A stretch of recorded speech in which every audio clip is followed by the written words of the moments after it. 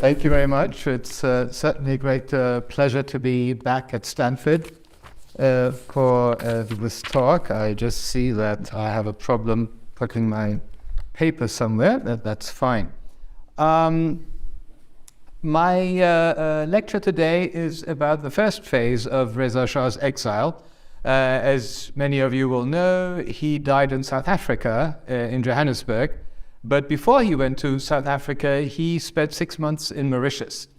And a few years ago, I was fortunate in being able to go to Mauritius. I did some research there. I went through all the newspapers that were appearing at the time at the National Library to look at how they had reported on Reza Shah's exile.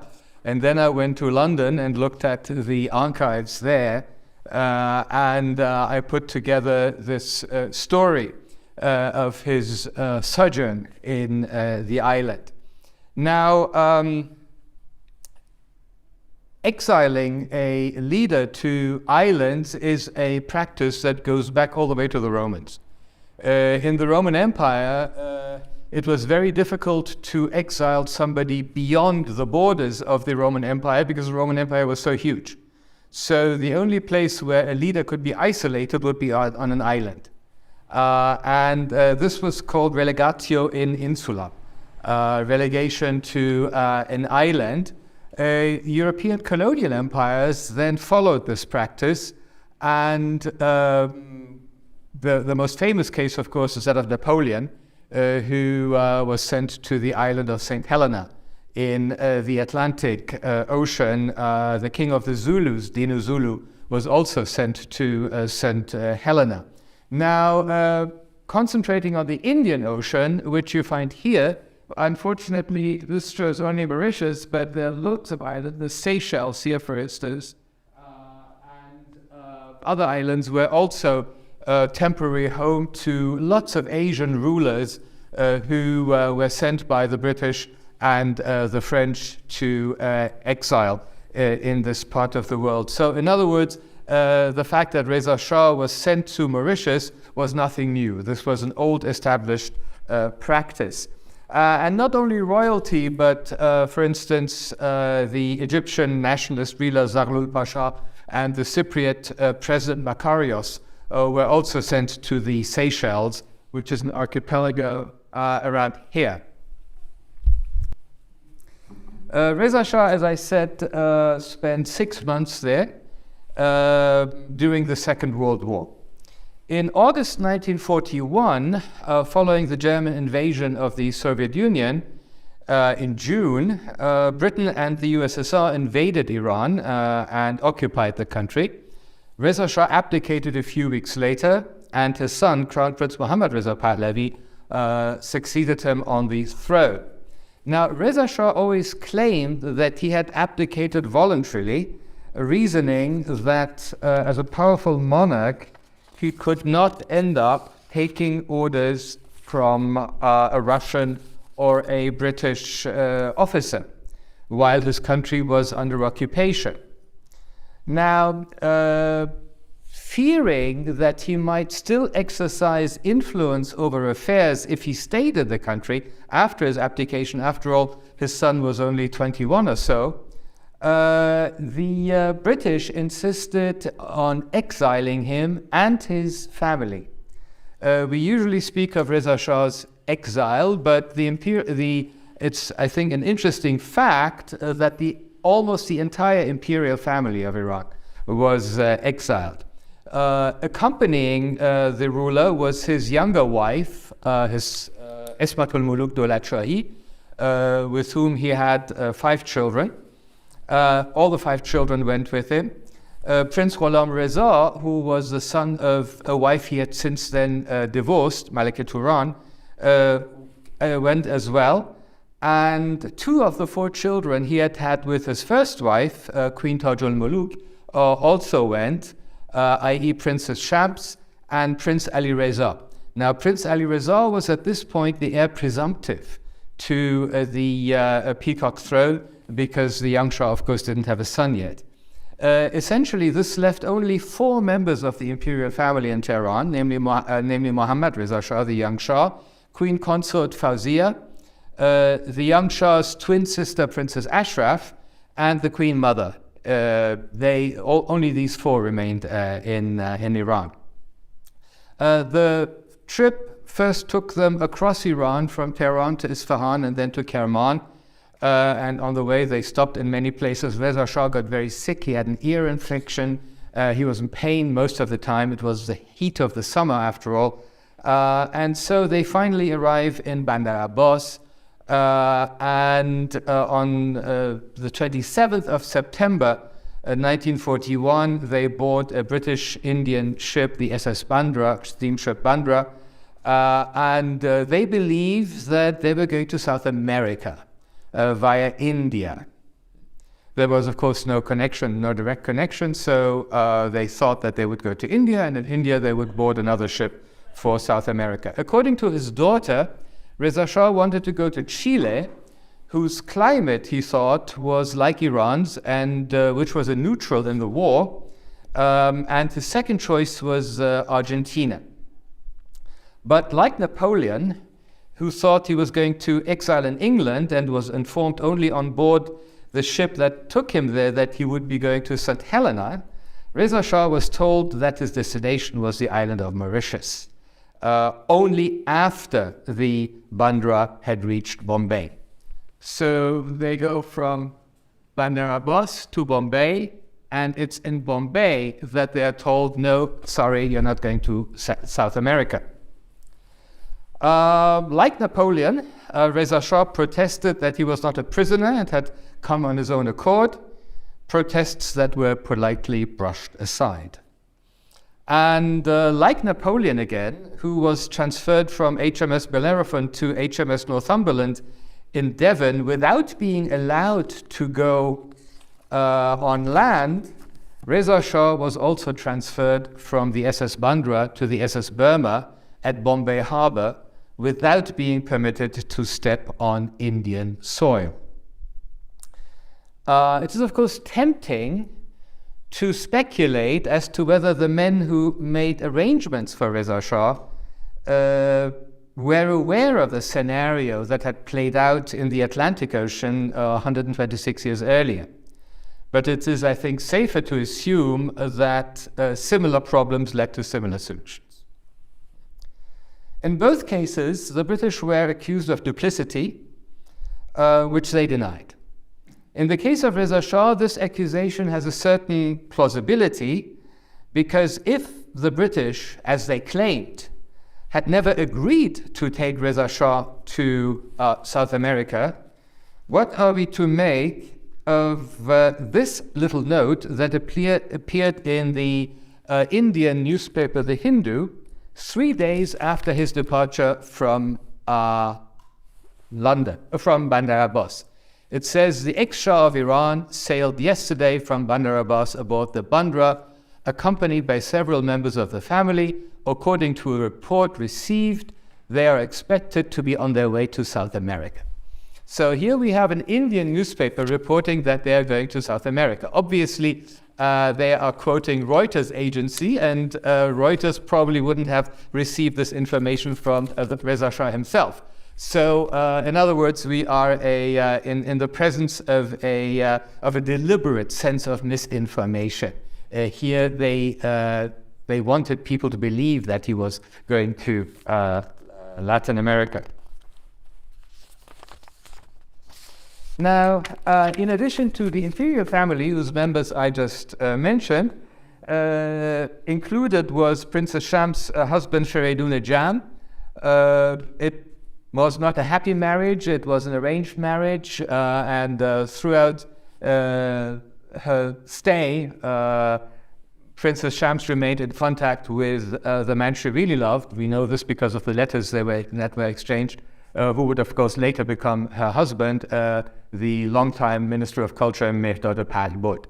There are lots of letters from her, Mehdad Aziz, dear Mehdad, and so on. But anyway, the official husband had to go along. Esmatul Muluk, Sister Ashraf al-Sultaneh, went, Reza Shah's secretary, Ali Izadi, and 7 servants, including a cook. Now, after the party reached Bombay, Clermont Scrine, who was what at the time used to be called an Old Persia hand, in other words, a British official who spoke Persian fluently, was assigned to escort the Exile. And it was he who, when he went aboard, had the unpleasant task of having to tell them that they were not going to South America. According to Prince Ghulam Reza, Scrine explained that the British were afraid the enemy might take the imperial family hostage during the long trip to Argentina, wherefore it was decided to take them to Mauritius. What really mattered, of course, was to keep the imperial family within the bounds of the British Empire, which was relatively easy because the British Empire had colonies everywhere. In Bombay, the Iranians were not allowed to go ashore. The government of India feared that if the ex-Shah landed in India, and here I quote, they might be faced with Muslim agitation against them, them being the British, for pushing the king of the biggest sovereign Mohammedan state in the world off his throne. This is interesting and shows the kind of soft power Iran could have had in the British Empire, because many Muslims were looking up to Reza Shah as being the sovereign of the largest independent Muslim state. We'll come back to this issue in a minute. When Reza Shah learned that he was bound for Mauritius, he had no idea where the island was. But his daughter claims in her account of the trip, which was published, that she had read Bernardin de Saint-Pierre's classic romance, Paul et Virginie. Paul et Virginie is an 18th century novel which takes place in Mauritius. It's an all-time classic. There have been 3 Persian translations, the last one by the eminent man of letters, Saïd Nafisi, Paul et Virginie. And so she claims that she knew where Mauritius was. Fortunately, the ship's library included an atlas, and so the members of the Iranian party could get an idea of their destination's geographic location, which you can see here. It's an island relatively close to Africa. When Feridunajah, Reza Shah's son-in-law, found out that Mauritius was close to Africa, he exclaimed, "Africa, we will be among lions and crocodiles." But Scrine assured him that there were no wild animals on Mauritius, and that it was in fact an earthly paradise, favorite holiday resort of wealthy South Africans. South Africa is here, so South Africans used to spend their vacation in Mauritius. The servants were aghast at the idea of going to quote-unquote Africa and demanded to return to Iran, but the British refused this request, and when the British refused this request, Princess Shams deduced that they were in fact prisoners, that in fact of all the honors they're receiving, they were prisoners. Now, Scrine had been instructed to not to let anybody on board the Bandra while they were waiting for the next ship to arrive, but then he took pity on them and decided to bend the rule. An English tailor was brought on board to take measurements for bespoke clothes. This was a problem because Reza Shah had never worn civilian clothes while on the throne.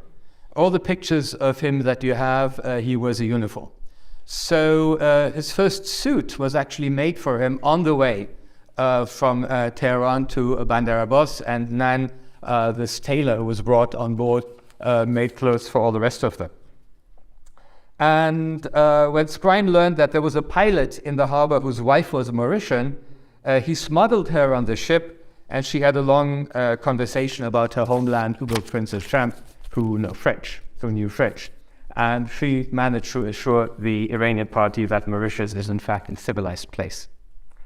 Scrine spent the rest of his time procuring what the Pahlavis had hoped to purchase themselves in Bombay, namely clothes, lingerie, accessories, a cinema outfit, a refrigerator, a red 2-seater for Princess Shams, who wanted a fancy car to drive around, and for Reza Shah, 4 large Persian rugs. Then came the 10-day trip to Mauritius. Japanese and German submarines were cruising the Indian Ocean, right here. And so the Burma was shadowed all the way from Bombay to Mauritius by British warships from the East India Command. Reza Shah's food was prepared by his own cook. He didn't eat the food that the ship's cook prepared. And his own cook being a haggard opium addict. The trip was not pleasant. Princess Shams, who was Reza Shah's eldest child, and his youngest wife, Malika Ismat, were only 12 years apart. They often quarreled, apparently, and it's interesting to note that neither of them mentions the other in their account. Both of them have written accounts of the trip, and neither of them mentions the other. The young princess, the youngest child was about 12 or 13, the 5 children of Malika Ismat, the Shah's third wife. And in the evenings, they would listen to the news on the radio, and to show their antipathy to the British, they would occasionally shout "Vive la France," to which the captain of the ship would respond, "Vive la France libre." La France libre, of course, being the government of General de Gaulle, which was allied to the British. On the morning of October 15th, the verdant outlines of Mauritius appeared on the horizon.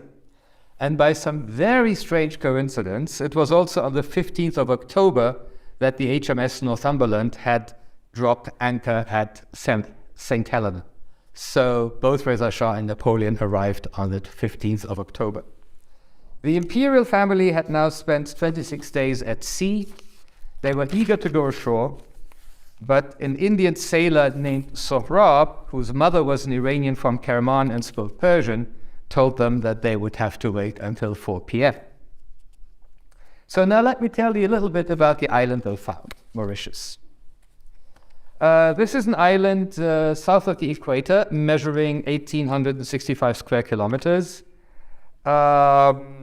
It had been first Dutch, as there were no native inhabitants. So when the Dutch found it and named it after one of their leaders, Mauritius, there was no native population, it was peopled. Then the French took over, and in the course of the Napoleonic Wars, the British took over the island from the French, but the local white elite remained French. The British had a very liberal attitude. They allowed the French settlers to keep their culture, to keep their language, and in return, the French settlers gave them their allegiance. So to this day, Mauritius is a perfectly bilingual island with French and English. Before Reza Shah's exile, there had been no contact between Mauritius and Iran. The first Persian language discussion of Mauritius I know is in a travelogue of an Indo-Persian who journeyed from Bengal to India in the late 1760s. He gives an outline of the island, mentions that it is home to many dragons, snakes, and scorpions, but then tells us that French priests with their magic had driven these creatures out. This is the شگرفنامه ولایت سفرنامه منشی میرزا اعتصام الدین جونپوری به انگلستان 1180-1186 has recently been published there. And a century later, it was a Mauritian's turn to get acquainted with Iran. This fact, I think, is not widely known. Joseph Désiré Tolnozan, who was Nasruddin Shah's personal doctor for 3 decades, was originally a Mauritian. In fact, he was born on the island of Diego Garcia, which today is a major American base. In 1941, when the imperial family arrives, the island's population was about 400,000. And it fell into 3 main ethnic categories.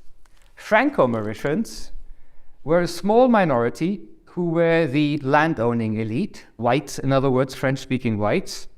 Then you had the Creoles, the so-called Creoles, people of mixed bloods, and a majority of Indians. Indians had been brought first to Mauritius as indentured laborers when slavery was outlawed, but since then they had become the majority of the country, and among them, and this is important for this day, they were Muslim. The Muslims among the Indians of Mauritius were less poor because they were merchants. They had come voluntarily as merchants. They did include a few Twelver Shiites, but these Twelver Shiites were Twelver Shiites from India, Khojas, and had absolutely no organic links with Iran. So they wouldn't have been a prominent interlocutor for Iranian exiles. And beginning in the late 19th century, Muslims had gained a certain prominence in the island's social and political life. And by the time the Iranians arrived, Port Louis, the capital of Mauritius, had already had a Muslim mayor in 1938, this gentleman here, and please have a good look at his hat. The governor of Mauritius in 1941 was Sir Bede Clifford, whom you see here, who had taken up his post in 1937. It is he who had personally agreed to receive Reza Shah and his entourage at very short notice. And he had only 2 weeks to make preparations. Now, why Mauritius? The British essentially went around asking various colonial governors whether they wanted to have Reza Shah.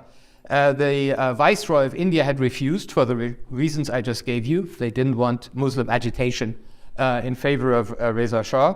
Then they had talked to the governors of Kenya, Rhodesia, and Seychelles.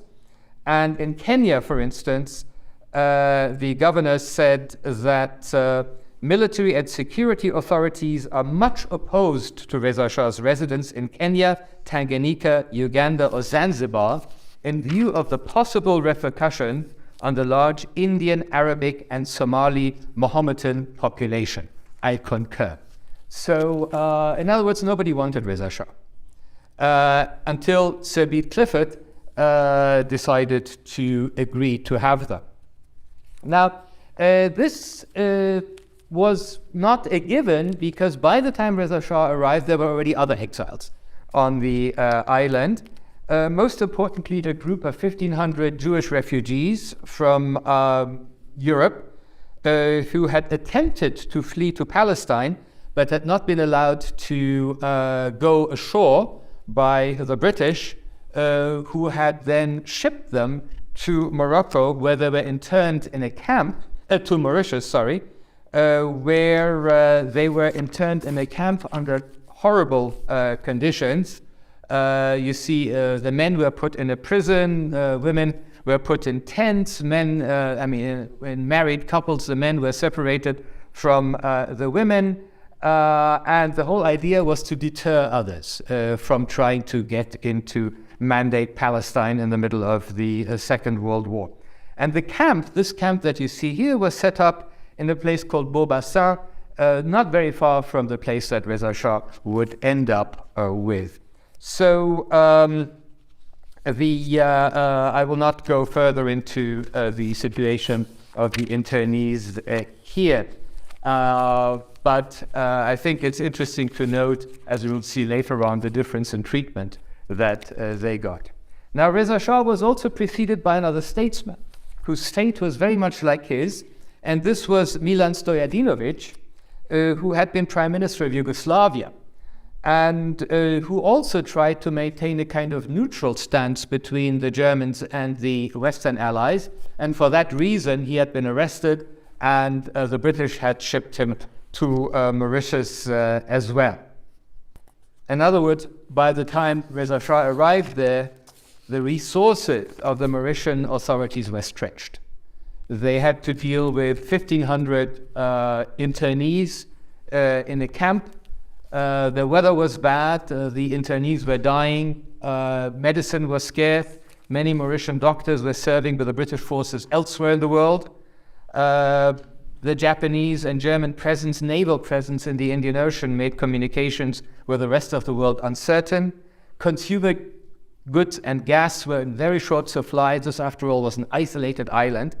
And yet, as we will see in a minute, the authorities made every effort to render the Iranians' involuntary sojourn less unpleasant. as we will see now. Sabeed Clifford's understanding was that the Shah was, quote, I'm quoting from an official British document now, to be treated as though he were a reigning sovereign visiting another state. In other words, treated like a state visit, not like a prison. And so when they arrived in Port Louis, the capital, let's have a map of Mauritius. Here is the capital. This is where they arrive. The Jewish refugees were in here. And Mocha is the place where Reza Shah ends up. There had been an attempt to plant coffee beans in Mauritius by the French settlers. Mocha is, of course, a city in Yemen where coffee originates. That's why they have called the place Mocha, but it was an experiment that failed. So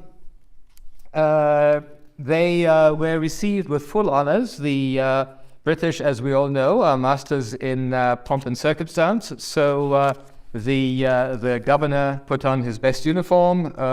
Local troops went and stood at attention as Reza Shah set foot on the island. The trouble was that nobody knew what Iran's national anthem was.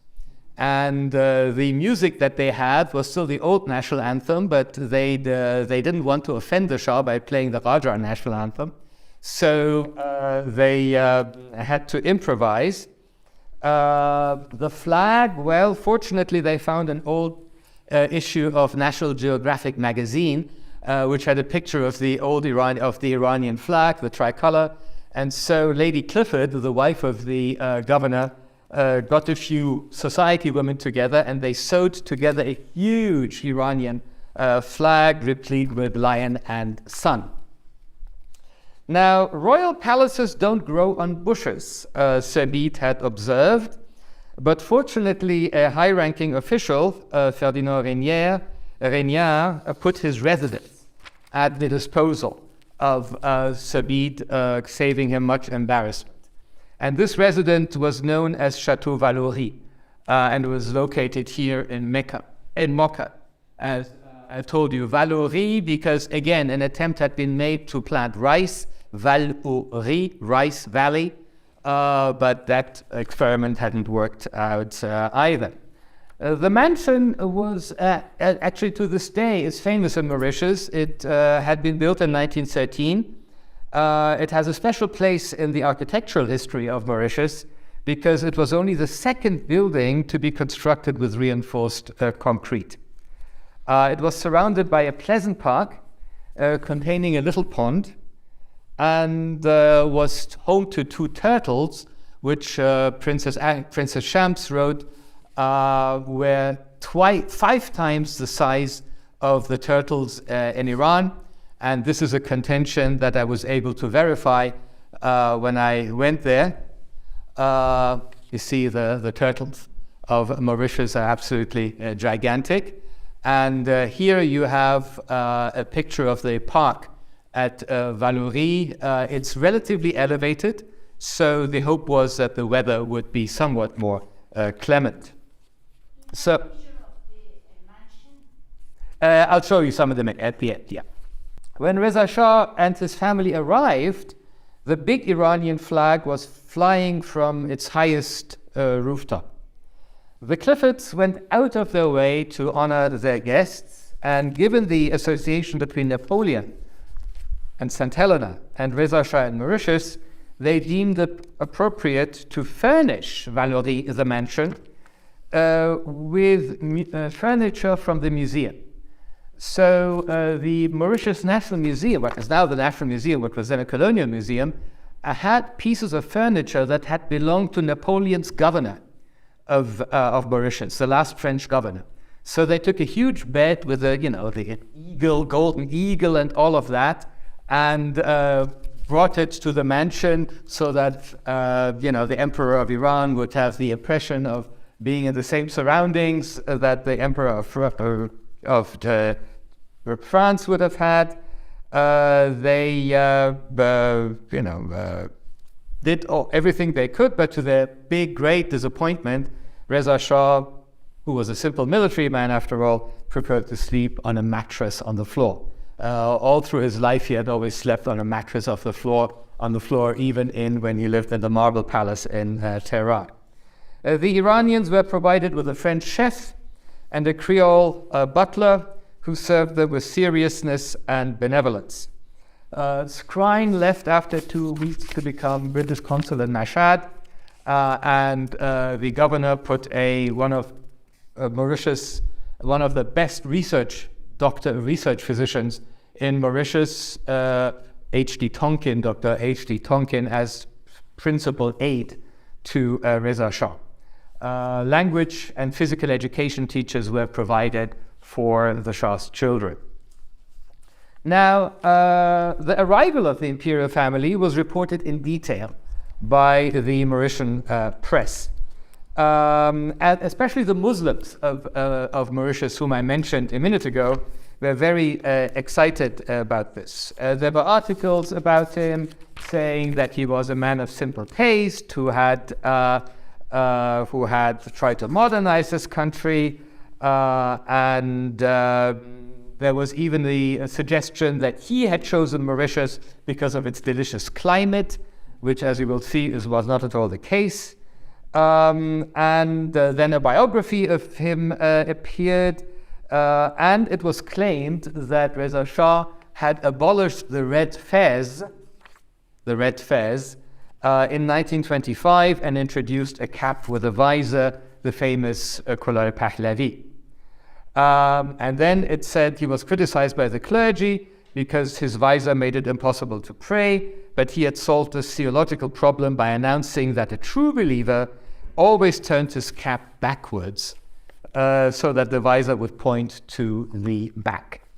And he had unveiled women, and the usages and customs of ancient Iran found passionate supporters among the young intellectuals Iran. But then the editor of the newspaper added a little footnote saying, this gentleman is confusing Kemal Ataturk with Reza Shah, because it was Ataturk who had actually abolished the red fez in Turkey. Now, Reza Shah was not happy in Mauritius, to put it mildly. His wife remembers that he tried to listen to Radio Iran, but the reception was very bad. He was nervous and often talked to himself. He feared for his legacy and dreaded a return to political influence of the clerics of Khunbazi. He was dead right on that one. He would take long walks on the grounds of Vallauris wearing traditional givets because of his swollen feet. He felt insecure and slept with a revolver under his pillow. He would often summon his secretary to dictate some letters, but then tear them up and start afresh. In the beginning, the exiles were not allowed to have many contacts with Iran. But then in January 1942, the Iranian government finally, after much negotiation, signed a tripartite treaty with the Soviet Union and with Britain, which turned Iran from an occupied country into an allied country of the Western powers. And from then on, the treatment that they received was much more liberal, and they were allowed to send letters to Iran and receive letters, and so on. Many of these letters were first taken to Cairo. In Cairo, a British censorship would open them, read them, and then those letters that were deemed okay were forwarded to Tehran, to the imperial court in Tehran.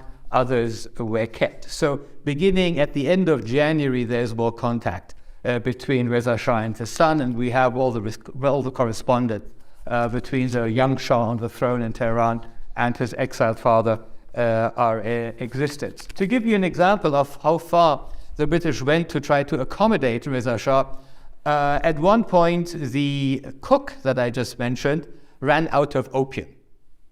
And this is reported to Sir B. Clifford, and I suspect that the real story was that Reza Shah ran out of opium. Because like all Iranian men of that age, he took opium as a painkiller. not as an addict, but opium is a well-known painkiller, and every Iranian man over the age of 60 takes it. So anyway, the official story was that his cook had run out of opium. So this is reported to the governor of the island, and of course, the British enforce a ban on opium. And so the governor calls the chief of police and come and see me. So the chief of police, whose job it is to raid places and collect the opium, right? The governor tells him, well, can you get me some opium? He said, sir, I'm in the business of confiscating opium, not of providing opium. But in the end, they go to the Chinese quarter of Port Louis, and they visit a few dodgy Chinese shops, and they manage to find the opium, which is then given to the Iranian party. Now, to me, what was interesting was to look whether the Iranians had any contact with Mauritian society. Princess Shams talked about absolute seclusion, that they were isolated from Mauritian society. One reason was linguistic. Reza Shah, of course, knew some Russian, because he had been a Cossack. His Turkish was good enough that he could speak to Ataturk when they met in 1934, but he knew neither French nor English. His children did, though. And he had encouraged his children to learn Western languages, and so the children, at least, were able to communicate with the Mauritians and act as interpreters for their father. The arrival of a former Muslim head of state was a big event for the Muslim community, exactly what the British had feared. Because in some secret documents, they had expressed the fear that Reza Shah might cause trouble among the Muslims in Mauritius.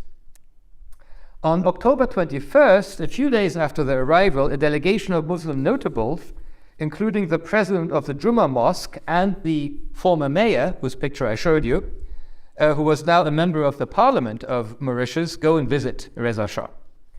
Achia, the mayor, welcomed him in the name of the Muslim community and told him of the joy the Iranians' presence occasioned among the colony's Muslims. But Princess Shams sensed that the governments and leaders of Mauritius were not pleased with this solicitude. They need not have worried, because the audience that Reza Shah granted this group of notables, of Muslim notables, was only 15 minutes. After the initial excitement was over, the Mauritian press writes less and less about them.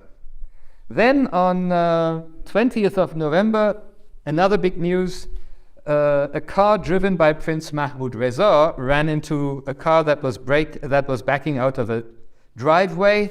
There's a big accident, and a Mauritian doctor is sent to look after the injured people. They're rushed to a hospital, and that was the only time that Reza Shah ever left his mansion to visit his son. Of course, at the time, nobody knew, but the doctor who treated the prince and Izzadi was none other than Sibusago Ramgoolam, who in 1965 becomes the leader of the Mauritian independence movement and becomes the first prime minister of independent Mauritius. In 1972, he goes to Tehran on a state visit as prime minister of independent Mauritius. Now, in the discussions of Reza Shah, the fez, the headgear, plays an important role, and Princess Shams tells us that all the Muslim men were running around with red fezzes, which you can see here. And this is interesting because it's a case of sort of non-Western globalization. The fez had been invented in the Ottoman Empire and had obviously become the preferred headgear of Muslim men in many places outside the Ottoman Empire, including Mauritius, and its abolition by Ataturk had created a huge trauma among Muslims everywhere when it had been forbidden in 1925. At the end of Ramadan, the Muslims again sent a delegation to Reza Shah. Reza Shah barely takes note of them. he was seen to be in a very bad mood, and the Muslims leave after only 5 minutes. So here they get the message. They get the message that even though they were very excited about the Muslim emperor coming to their island, the Muslim emperor wasn't interested in them. In 1972, as I mentioned, a Mauritian delegation goes to Tehran, and one of the members of this delegation later wrote an account of his trip, and it's interesting what he says. He says, "Mauritians of my generation must still have a memory of the princes and princesses who had accompanied their father. Their royal status did not facilitate social intercourse, and attempts to contact usually met with imperious refusal. Some Muslim dignitaries, wishing to present their respect to the exiled king by invoking religious affinity, were received on the lawn of Vallauris, their residence in Mocha, and dismissed after hardly 5 minutes without the elementary exchange." This attitude stands in sharp contrast to that of previous royal exiles in the Indian Ocean. For instance, the Sultan from Malaysia, Sultan Abdullah of Perak, had been exiled for many years in the Seychelles. He had very cordial relations. There were intermarriages between the exiled courts and the local population. And, they really tried to integrate with the local population, whereas Reza Shah and his family remained aloof from the local population. Now, this Mauritian minister that I just quoted suspected that it was sort of royal disdain for the locals. What he could not know was racial prejudice on the part of Reza Shah, because in the British documents we read that in November, Reza Shah's oldest accompanying son, Prince Ali Reza, who was, as I said, the heir presumptive of Iran, told Sabit Clifford, the governor, that the Shah dislikes the Mauritius climate and the preponderance of colored population. In other words, there were too many dark-skinned people on the island for his taste. Now, so much for the non-white natives, but relations with the whites were also difficult because the Franco-Mauritian elite ignored the Iranians completely, except for those who were assigned to be teachers. I met one woman while I was in the archive in Mauritius. I met one woman who was doing research there, and when she saw me, she said, "Oh, my aunt gave violin lessons to one of the princesses." Now, Clifford, the governor, had requested, here I'm quoting, "the leading members of local society to help make their stay here agreeable," but thought that the parties were temperamentally so incompatible that he anticipated little cordiality between them. Beautiful English understatement. Little cordiality between them. And in a confidential report, Scrine wrote, quote, there is a very strong color bar here, and I regret to say that in spite of the strong lead given by Sir Bede and Lady Clifford, Mauritian society, outside the small British official and military circles, do not seem inclined to show friendliness to the Persians or to put itself out in any way on their behalf. Now, why were the Franco-Mauritians so aloof, so standoffish vis-a-vis the Iranians? The color bar may have played a role, but it wasn't the only reason. The other reason was that in the 1930s, a number of articles appeared in the French press in France, which poked fun at the Shah and played on the pun between Shah, C-H-A-T, which means cat, and Shah, C-H-A-H, which means king. So there was always Shah Persan, the Persian cat, or Persian Shah, with lots of caricatures. This, in fact, seems to have been a running gimmick all the time. The Shah, of course, could not brook any caricatures, so in 1938 he had broken relations with France. And so this break in diplomatic relations between France and Iran motivated the French elite of Mauritius, which, even though their allegiance was to the British crown, still had affinities with France, to remain aloof of Reza Shah. At the end of the day, however, the fact is that Reza Shah himself chose to live a secluded life at Vallaurid. He found the articles that appeared in the press insulting, and his children tell us deep down he didn't even like his children to mix with the locals, which of course did not prevent them from going around, going to cinemas, going to theaters, partying when they could, and so. And to underscore his feeling, he wanted essentially to show that he felt himself to be a prisoner. The British tried very hard to make it seem as though he was not.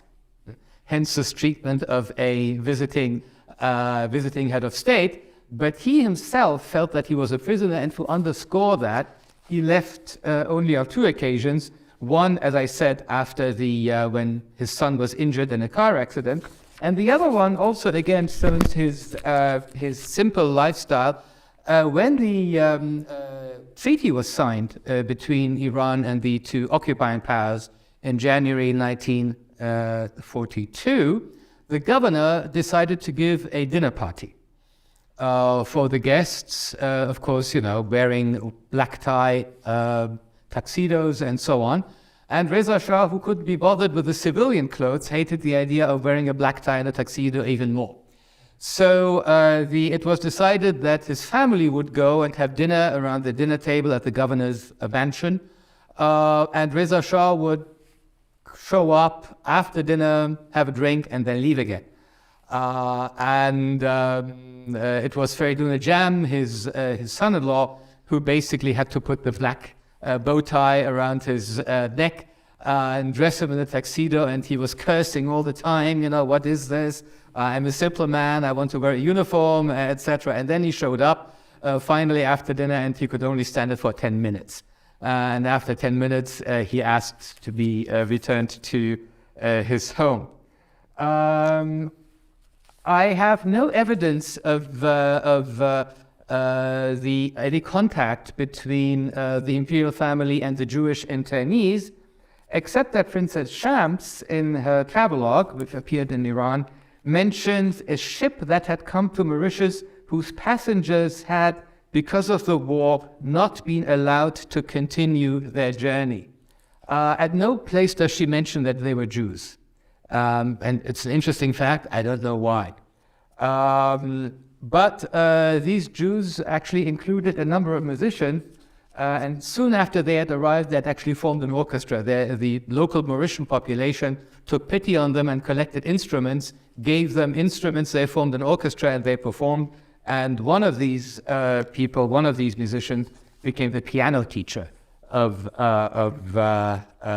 Grünberg, became the piano teacher of Princess Shams.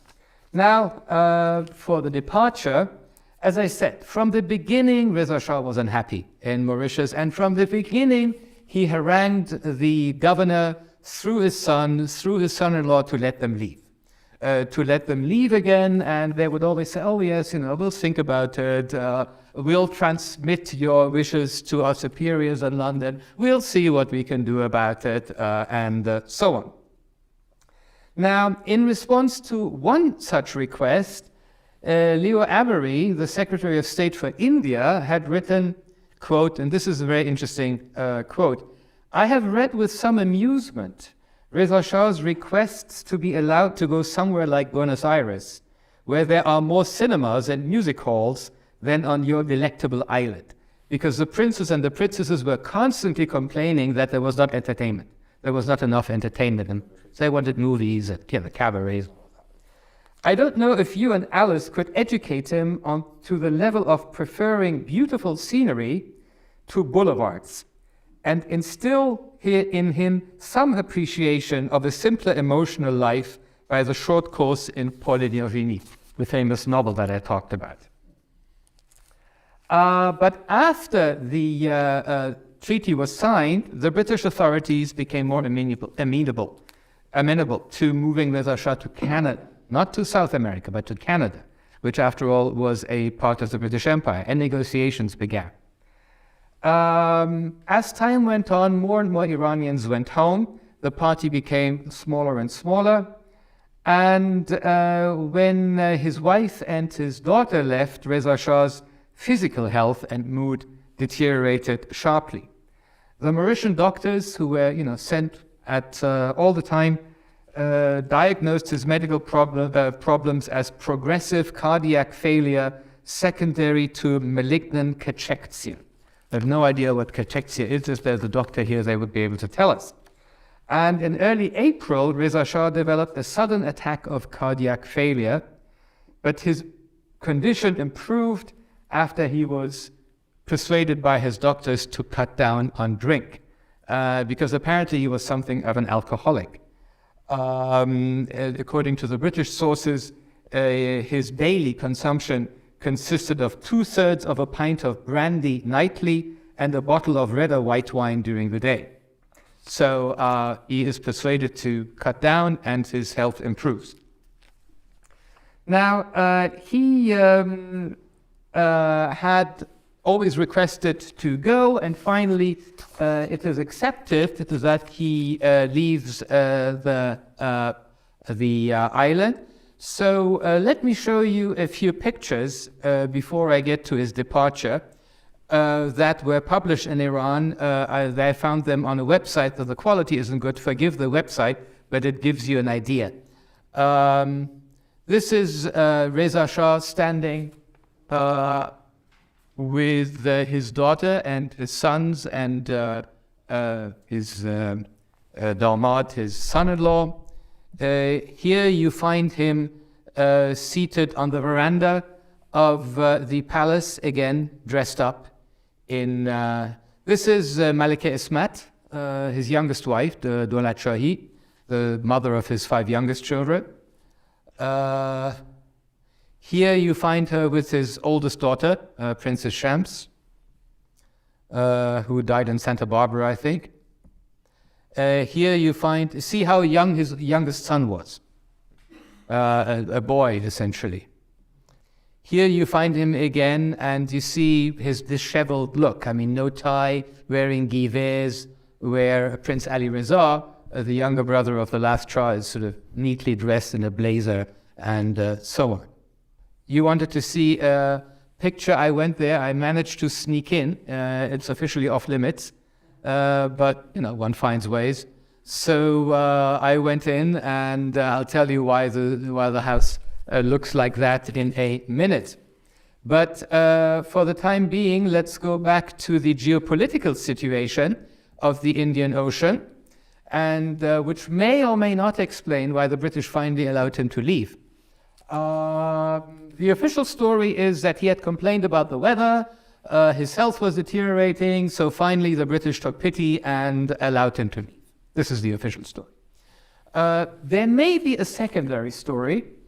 It's hinted at left and right, but I've gone through all the British documents, I've never seen real proof. And that was the way that the Second World War was unfolding. Because by early 1942, the Japanese had taken Singapore, which was the biggest defeat that the British suffered in the East Asian military theater. From Singapore, the Japanese were penetrating the Indian Ocean and even bombarding Ceylon, the island of Ceylon here. Now, next to Mauritius, you have the big island of Madagascar, which was a French colony, and the governor of Madagascar followed the French government of Vichy, the Vichy regime, which of course was allied to Hitler, fighting against the British. And so the British consul in Madagascar for 6 months had no contact with Britain, and there was talk about the colonial authorities in Madagascar, the pro-Vichy, pro-fascist authorities in Madagascar, making a deal with the Japanese, allowing the Japanese to set up a base in Madagascar. And so the hypothesis is that the British wanted to prevent Reza Shah to fall into the hands of the Japanese. Because if Japan had conquered Mauritius, and the Jewish internees on Mauritius tell us that the fear was there, that they were told that at any given minute the Japanese might attack Mauritius. So there are blackouts at night and so on. And the fear was that the Japanese might capture Mauritius, coming from both sides with the help of the Vichy authorities on Madagascar, set up a provisional government of Iran in exile under the leadership of Reza Shah, which would then stir up trouble inside Iran. And it's for that reason that they accepted to take him to South Africa. As I said, hints about this appear left and right, but I've seen no proof of it. When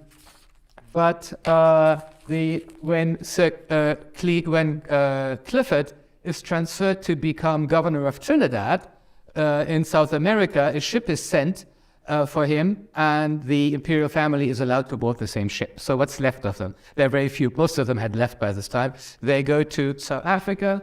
They spend a few days in Durban in a hotel, and then they're taken to Johannesburg in South Africa, where Reza Shah lives another 2 years and then dies in 1944. So that's the story of Reza Shah's exile in Mauritius. Just a little epilogue about the house, Valorie. When the royal family left, the owner came back and lived in it. As I said, it's a house which has played a very important role in the architectural history of Mauritius. And then in 1972, diplomatic relations are established between Iran and Mauritius, because in 1968, the British left the Indian Ocean. This was the famous policy of East of Suez. Suez, of course, is here. The British were leaving all this area because they couldn't afford it, essentially, to stay. And so the Shah of Iran wanted to take their place. The Shah of Iran wanted to keep the superpowers out of the Indian Ocean. He had this grand scheme of keeping the superpowers out of the Indian Ocean by creating an alliance between Iran, South Africa, and Australia and India, the major powers around the Indian Ocean.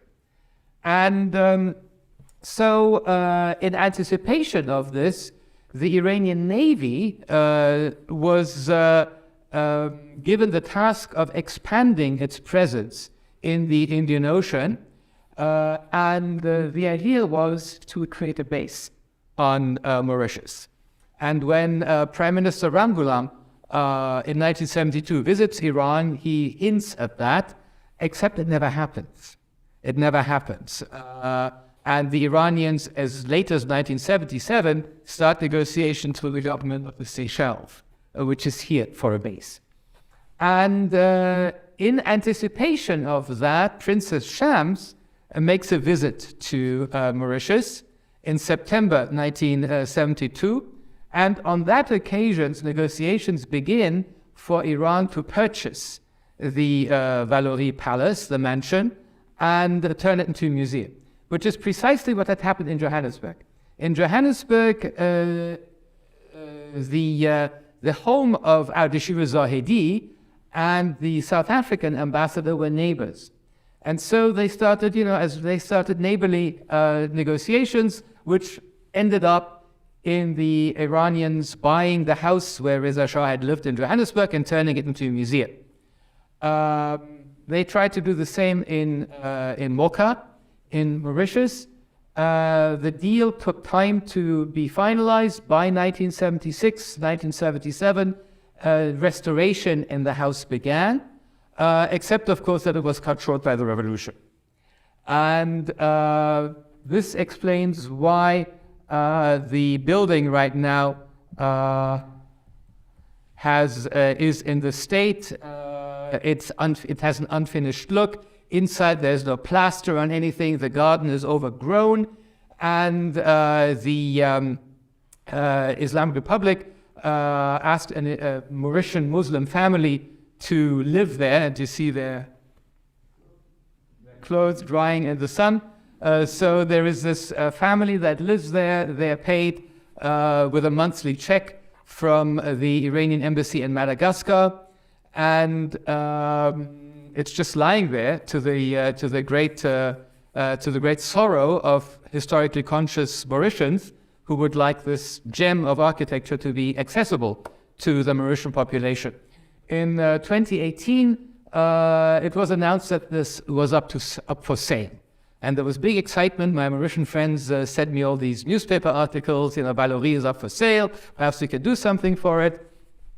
I, in fact, by, it's through indirect means, informed Reza Pahlavi of it, in case a member of the royal family was interested in buying a residence in Mauritius, but they were not. And so nothing came of this, and most recently they said that it's actually not for sale. And so the stalemate continues. Nobody knows what's going to happen to this building. As I said, it's one is not allowed to go there, but there was a group of Franco-Mauritians interested in the history of their country, so I happened to be there when they organized the trip. That's how I was able to visit the place, which you can see here. Thank you.